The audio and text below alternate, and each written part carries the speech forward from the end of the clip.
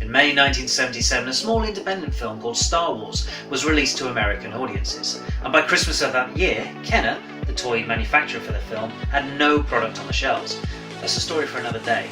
Fast forward to spring of '78 and the first 12 Star Wars action figures were released. Hasbro have since updated those figures several times and have also committed to putting those modern figures onto a vintage style cardback. But how complete is their promise?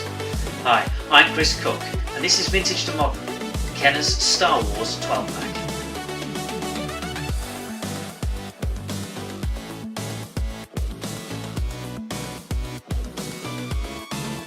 Now, before we go any further, I just wanted to clarify that the 12-back card is called this as the back of the card featured 12 figures. Simple, but effective in encouraging you to collect them all. First up is Luke Skywalker. The Tatooine farm boy initially came with a lightsaber that extended out of his arm and then extended again, known as a double telescoping lightsaber, and he commands a high price tag if you can find one. Hasbro have released Luke on a vintage style cardback in the original trilogy collection, but this was in 2004 and wasn't perfect then. A smart move would be to release the 2009 Resurgence of the Jedi figure either on the original or the revised Gunner cardback. Princess Leia was the only human female in the entire Kenner run, and one of only 3 females in it full stop. She was also the first figure to be released with a vinyl cape, and also came with a minute blaster. Like Luke, Leia was released in 2004 in the original trilogy collection, and again could do with an update. Here is customizer LocalGotal's concept. It utilises the body of the Legacy Collection medical frigate figure along with a newly sculpted head. The original Leia was never released with a different photo for the cardback, so a reuse of that original photo would be absolutely fine. R2-D2 was announced by Hasbro as coming in 2019 for the first time on a Star Wars card since 1978.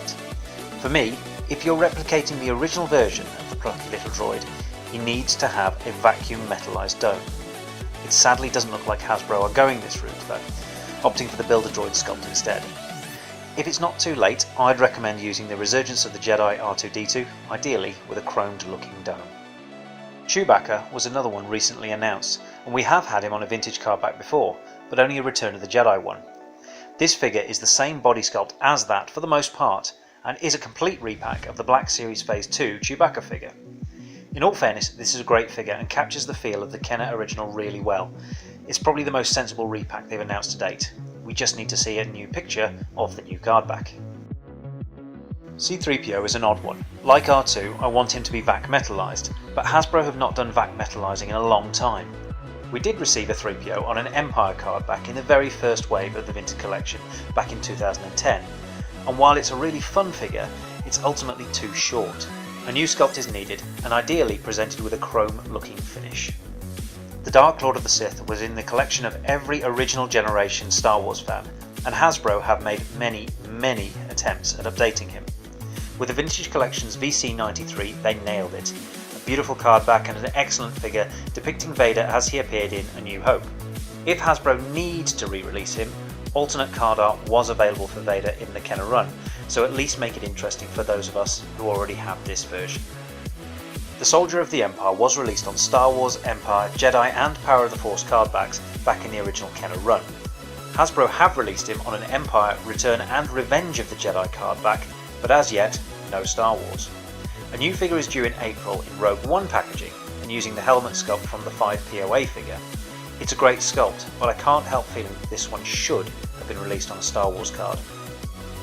Obi-Wan has had some fairly dodgy sculpts over the years, and the 2004 original trilogy version wasn't one of the best.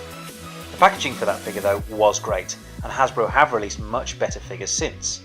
The Resurgence of the Jedi figure has an excellent body and a decent head sculpt, although the recent one from the Last Jedi line was even better. A kit bash and that original cardback would make for a sensible release. With Han Solo, Kenner had their first major sculpt variation. Originally released with a small head, they revisited him very quickly and released a large head version. Hasbro have already released and nailed the small head version with one of my all-time favourite figures in 2004's original trilogy collection. They've also had a go at the large head version with the Vintage Collection's VC42 Yavin Ceremony figure. At this point, if they're going to revisit Han, it needs to be an all-new sculpt to get collectors interested. Kenner initially released the Jawa with a vinyl cape, and these now command a ridiculous price for an authentic version. Quickly swapped out for a cloth cape to give added value to the figure, Hasbro have wisely never attempted one with soft goods. It just doesn't scale well at this size.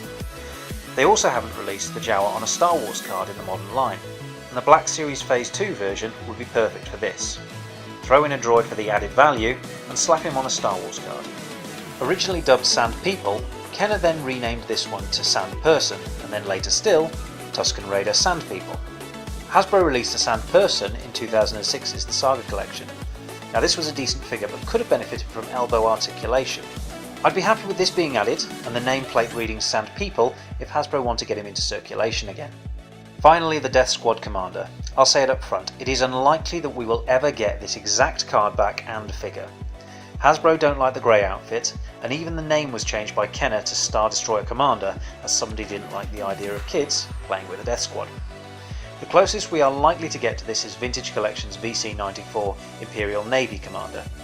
Although if Hasbro are feeling brave, LocalGotal's take on this character with a greyer jumpsuit would look great with the Death Squad nameplate. So there you have it, 7 already released, 2 confirmed to be on the way, and 3 that still need to be updated. And that's before we even get close to the rest of the Kenner run. There's a long way to go yet, but getting 2 of these crossed off the list next year is a good start. Let's hope that Hasbro can continue with this momentum. So what do you think of this list? Are we way off base counting the Imperial Navy Commander? Would you accept alternate card art for any of these figures? Let us know in the comments section down below. We hope that you've enjoyed this video. Please click the like button, and if you haven't already, subscribe to the channel. You can also follow us on Twitter and Instagram, both at Toys of the Jedi, and please share this video wherever you do your sharing. Until next time.